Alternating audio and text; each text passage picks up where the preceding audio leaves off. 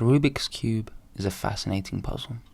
You could give the same scramble to 100 different cubers, each averaging around the same, and they would almost always find completely different solutions to each other. I mean, first of all, there's cross. Though most people solve on white only, me included, many are able to solve on yellow, blue, red, green, and orange.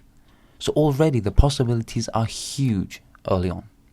If you continue this for every cross edge, every F12 pair, for every OLL and PLL case, the possibilities are literally endless. Since time immemorial, humans have wanted to find the best solution to any problem. But what if in speed cubing, there wasn't one best solution, but instead multiple? The thing about speed cubing is that how fast we solve isn't limited to just our solutions. In fact, it is us as the user that contributes the most to our times. Forget about the knowledge and the algorithms. If you can't recognize the algorithm in under half a second, you're not going to execute it well. The race to find the most absolute, most objectively optimal solution is useless if it just doesn't suit you. And this is where I introduce to you cubing styles. For example, some cubers like the more algorithmic approach to solving the cube, where they don't want to think as much for the most optimal way to solve 3 pairs at the same time, perhaps to save 1 less move. They just want to recognize and turn. Recognize and turn. And there should be nothing wrong with that. The advantage to this style of cubing is that your last layer is most likely really good. You have naturally high TPS, and you can learn algorithms, most likely, incredibly fast. Of course, there's also downsides. Most importantly, being look ahead. Chances are you spend your days learning every OLL and PLL case, COLL, and maybe even winter variation, that you just completely ignore F2L and cross plus 1.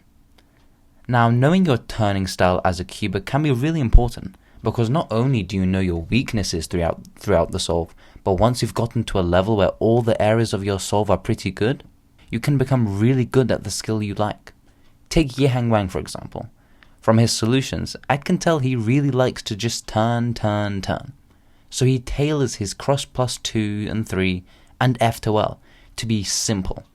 Simple yet effective, so he can just spam TPS throughout the solve. Now, this doesn't mean his look ahead is bad by any chance. In fact, it's really important to him to continue the flow of the solve, but he specifically practices what he likes, making cubing practice more fun for him and eventually quicker to get better at.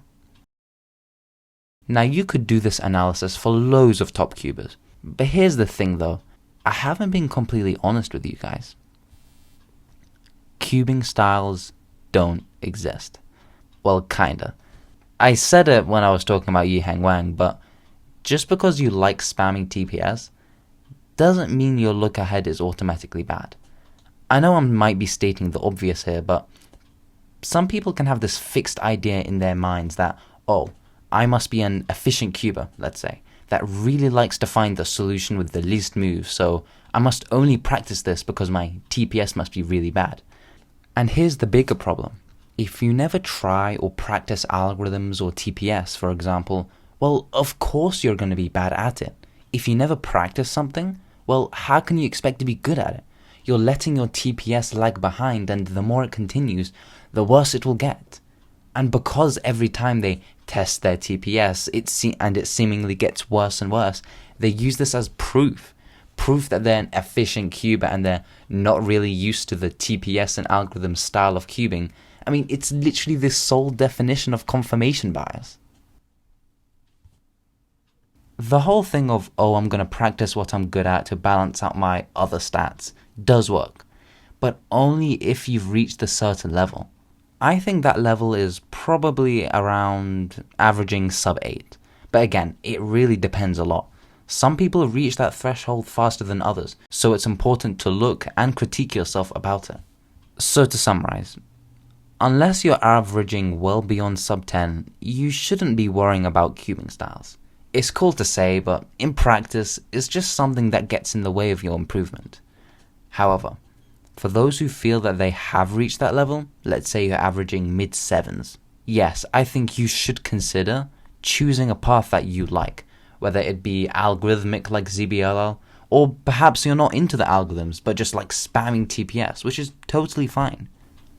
Whatever it is you choose, what's important is you choose something that you, and only you, like.